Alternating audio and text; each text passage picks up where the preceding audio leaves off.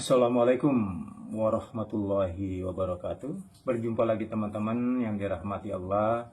Kali ini akan saya putarkan video dari pendeta atau pastor Yusuf Manubulu monolog membahas tentang kitab suci umat Islam, yaitu Al-Quran. Mari kita tonton videonya teman-teman. Ini ajaran yang sangat berbahaya teman-teman, merugikan.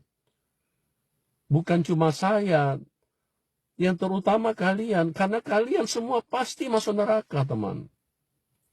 Jangan main-main, kalian pikir itu masuk neraka itu seperti kayak yang digambarkan di Al-Quran. Tidak. Itu semua pembohongan, itu yang ditulis di Al-Quran. Itu omong kosong semua, teman.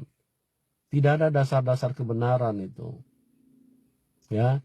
Cepatlah keluar dan tinggalkan itu teman. Supaya kalian apa? Kalian bisa ketemu dengan Tuhan yang benar. Relakanlah pikiran kalian untuk diperbaharui. Ya, makanya saya bilang ajaran ini dibungkus oleh setan teman. Diikat oleh setan supaya manusia tidak pikirannya tidak terbuka. Oke teman-teman, kita sudah tonton tadi cuplikan video dari pendeta Yusuf Manubulu. Beliau mengambil kesimpulan dalam monolognya, mengatakan bahwa apa yang ditulis oleh Al-Quran ini tidak ada sedikit mengandung kebenaran, semua adalah kebohongan, dan itu adalah omong kosong katanya. Lalu kemudian ditambahkan bahwa ajaran Islam ini atau apa yang ditulis di dalam Al-Quran ini adalah dibungkus oleh setan dan diikat oleh setan supaya manusia tidak diberikan kesempatan untuk berpikir. Kira-kira lebih kurang seperti itulah yang dikatakan oleh pendeta Yusuf Manubulu. Baik teman-teman, kita tonton video yang kedua. Muhammad atau Allah SWT, ya. Karena saya kalau lihat, saya memperhatikan di dalam kitab-kitab mereka atau ajaran yang mereka turunkan itu sangat tidak wajar teman-teman. Ya, Allah SWT ini kalau menurut dugaan saya dia ini pembantunya Muhammad, ya pembantunya. Jadi dia hanya meneguhkan atau hanya menyetujui apa keinginan daripada Muhammad. Misalnya Muhammad menginginkan seorang wanita atau menggauli seorang wanita atau menginginkan supaya nafsu seksnya terpuaskan, maka Allah SWT akan mengeluarkan titah, perintah atau firman. Ya, untuk apa? Untuk menyetujui, mengabulkan. Nah, mau jadi apa teman-teman kalau ini diteruskan kepada bangsa manusia.